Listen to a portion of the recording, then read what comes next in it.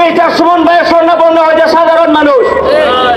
উনি হচ্ছেন আমাদের সাধারণ মানুষের এমপি, উনি হচ্ছেন গরিব দুঃখী মেহনতি মানুষের এমপি।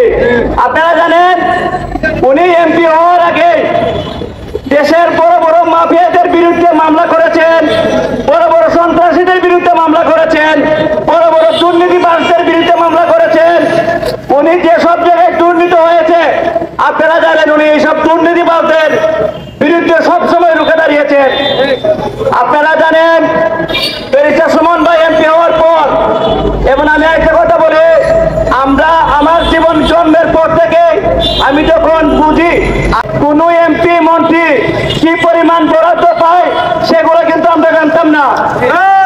আমরা 64 জেলার মানুষ ব্যারিস্টার সুমন এমপি ভাইয়ের মাধ্যমে জানতে পেরেছি যে একজন এমপি কি পরিমাণ বরাদ্দ পায়।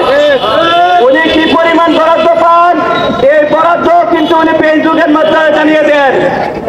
আমরা দেখেছি আপনারা, আমি আজ অত্যন্ত খুশি হয়েছে এখানের মধ্যে বাংলাদেশের 64টি জেলার মধ্যে বিভিন্ন জেলার বাইরেরা কিন্তু এখানে মানববন্ধনে শরিক হয়েছেন। উনি একটি কথা বলতেন যে আজকে আপনারা জানেন ফেনীর সোনাগাজী নুসরাত হত্যা, নুসরাতকে যখন আগুনে পুড়ে মারা হয়েছিল তখন কিন্তু কেউ লড়ে নাই, তেমন কেউ কিন্তু বিষয়ে তেমন বেশি আন্দোলন হয় নাই। এর কারণ কি? এর কারণ হচ্ছে এখানের মধ্যে ওসি মুআজ্জম জড়িত ছিল। আপনারা জানেন ব্যারিস্টার সুমন ভাই মামলা করার মাধ্যমে এই ওসি মুআজ্জমের 8 বছরের সাজা হয়েছে।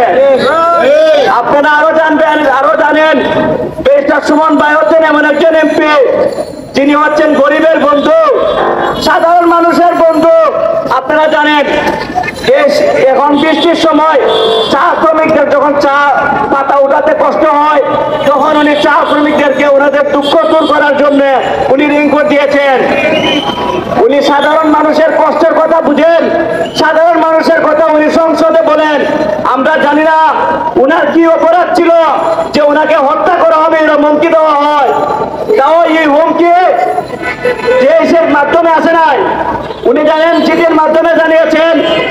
উনি চিঠি করার আজকে 3-4 দিন হয়ে গেল, তারপরও কে হুমকি দিয়েছে এখন পর্যন্ত হুমকিকারীকে শনাক্ত করে কেন আওতায় আনা হয় না এটা আমি জানি না।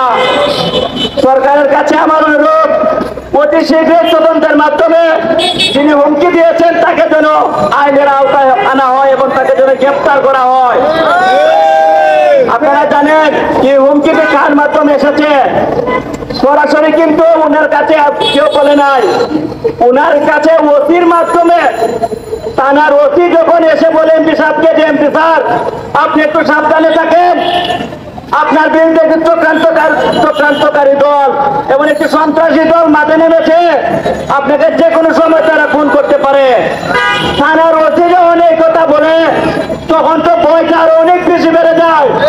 যদি সাধারণ কোন মানুষের কাছে ফোন দিয়ে বলতো তাও একটি কথা ছিল, থানার ওসিকে বলে এখন ওসি সাহেব এসে সতর্ক করেন। অথচ এখন পর্যন্ত তদন্ত হয়ে যেরকম হুমকি দিয়েছে তাকে আইনের আওতায় আনা হয় নাই।